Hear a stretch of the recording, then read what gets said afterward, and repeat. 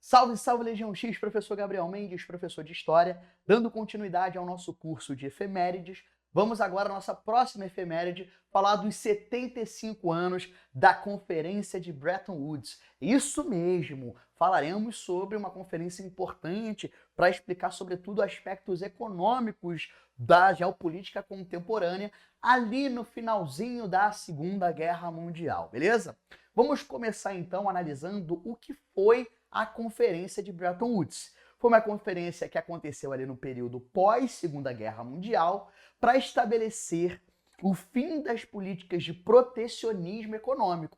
Então a gente pode definir que a conferência ela foi pautada por uma jogada, sobretudo dos Estados Unidos, para favorecer a abertura ao capital estrangeiro, obviamente, nesse momento, o dólar se tornando o grande lastro econômico do planeta.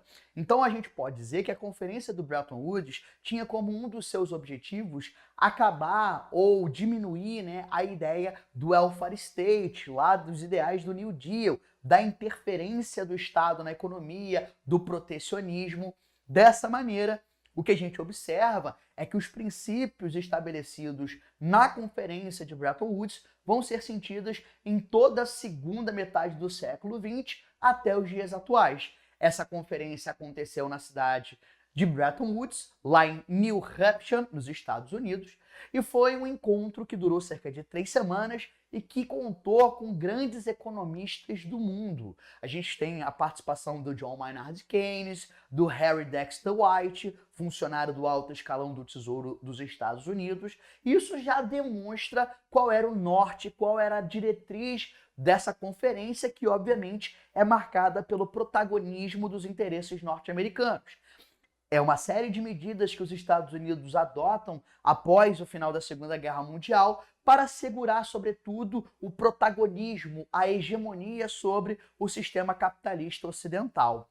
Algumas imagens aí que eu trouxe para vocês retratando esse encontro, com a presença aí dos países, de muitos países ali, para debater as diretrizes econômicas a partir desse momento, e o que nos interessa de fato é quais foram as consequências do Bretton Woods na geopolítica internacional. A gente vai ter o espaço para o monetarismo do Milton Friedman. Opa, Milton Friedman, tu já sabe o que é, né? Estamos nos encaminhando para a política que posteriormente vai ser denominada, vai ser chamada de neoliberalismo. Ah, então neoliberalismo começou aqui, Mendes? Calma! O jovem gafanhoto do apocalipse. Estou querendo dizer que aqui começam a se desenhar políticas que no futuro vão ser denominadas de neoliberalismo, tá? A ideia é você, com o Bretton Woods, foi uma revitalização, uma ressignificação do liberalismo, beleza? E, obviamente, essa lógica adotada a partir do Bretton Woods vai favorecer as grandes instituições financeiras mundiais. Não foi à toa que, nesse contexto, foi criado o Fundo Monetário Internacional, não foi à toa que é nesse contexto que vai ser criado o BIRD, instituições financeiras mundiais controladas pelos Estados Unidos e que vão colocar os Estados Unidos, mais uma vez, como grande credor do sistema capitalista, coisa que já havia acontecido pós Primeira Guerra Mundial. A gente vai observar que a globalização ganha contornos ainda mais firmes a partir desse momento. Essa interligação e essa conexão da economia mundial, tendo, obviamente, os Estados Unidos como o seu porto seguro. Foi exatamente o que eu coloquei aqui, ó. A Conferência de Bretton Woods, com o estabelecimento do capitalismo como sistema econômico predominante, e os Estados Unidos como a maior potência econômica mundial. Galera, estamos falando do contexto, da Guerra Fria. Então, aqui os Estados Unidos está criando toda uma estrutura para assegurar a esse país o controle sobre o capitalismo ocidental. Beleza?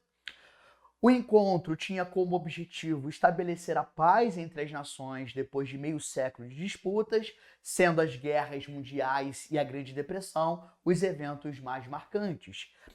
A grande discussão no contexto da Conferência de Bretton Woods era colocar em xeque as políticas intervencionistas, como aquelas elaboradas pelo Keynes ali pós, crise de 29, pensando em recuperar a economia capitalista após a crise de 29, mas a gente começa a observar que já existia uma série de economistas na década de 40 e 50 que diziam que esse inchaço do Estado provocado pelo New Deal e pelo keynesianismo eram prejudiciais para o avanço do capitalismo e também afirmavam que as políticas adotadas a partir do New Deal, a partir da lógica do keynesianismo, impulsionaram o mundo, também empurraram o mundo para a Segunda Guerra Mundial, beleza? Dessa maneira, que sistema é esse que o Bretton Woods estabelece a partir deste encontro, tá? Critérios para negociações comerciais e financeiras a nível internacional, especialmente para regular as relações entre as maiores economias naquele contexto: Estados Unidos, Canadá, Europa Ocidental, Austrália e Japão. Ou seja, os países que vão ser, se não parte do Ocidente, como o caso do Japão e da Austrália, mas que vão ser incorporados à lógica financeira do Ocidente a partir dos Estados Unidos. A ideia do acordo era estabelecer um equilíbrio entre as políticas monetárias dos países, de modo a manter uma paridade com as moedas nacionais de um para o outro em relação ao ouro, o chamado padrão dólar-ouro. Nesse sistema, o valioso material mantinha a paridade com o dólar americano, já que os Estados Unidos possuíam 3/4 das reservas mundiais do minério. Então você entende dessa maneira como que o dólar ele vai ocupar o lugar que antes era do lastro, que era do ouro, né? Como lastro nas trocas comerciais. Por que que os Estados Unidos adotam a sua própria moeda? Exatamente pelo que eu coloquei aqui, porque os Estados Unidos concentravam a maior reserva mundial de ouro no planeta nesse contexto. Então a paridade dólar-ouro foi alcançada devido à concentração que os Estados Unidos conseguiu acumular nesse contexto, beleza? Na década de 60, a harmonia entre as nações começava a ser ameaçada, colocando os tratados de Bretton Woods sob prova de fogo, especialmente com o agravamento do conflito entre a União Soviética e os Estados Unidos. Ou seja, quanto mais se acirrava a condição, né, do conflito, por mais que fosse indireto entre Estados Unidos e União Soviética, mais instável ficava essa ideia de um equilíbrio que Bretton Woods buscava estabelecer. A derrota dos Estados Unidos na Guerra do Vietnã também contribuiu para ameaçar a estabilidade do dólar e dessa maneira também colocou em xeque as diretrizes estabelecidas pelo Bretton Woods, beleza? Vale lembrar que o dólar tinha paridade com o ouro em uma imposição importante do Bretton Woods, ou seja, o governo dos Estados Unidos prometeu uma conversão direta fixa de dólar em ouro, aproximadamente 31 gramas do material tinha um valor de 35 dólares. Isso mostra por que a moeda americana se tornou tão forte neste contexto. Dessa maneira, até a década de 70, a gente pode dizer que o Bretton Woods conseguiu estabelecer políticas monetárias mais equilibradas, mas o agravamento da situação entre União Soviética e Estados Unidos, de certa maneira, colocou isso em xeque, e também a gente não pode esquecer que a derrota norte-americana na Guerra do Vietnã e a própria condição de fragilidade da União Soviética nos anos 80 levaram os países a buscarem políticas monetárias mais autônomas. Quer dizer que funcionou? Não. Haja vista a importância do dólar no mercado internacional até os dias de hoje. Mas, de certa maneira, contribuiu para que novas ideologias e, dessa maneira, o próprio neoliberalismo se configurasse como uma nova lógica de sistema econômico que vigoraria e que vigora até os dias atuais no mundo contemporâneo. Espero que essa aula tenha permitido que você entenda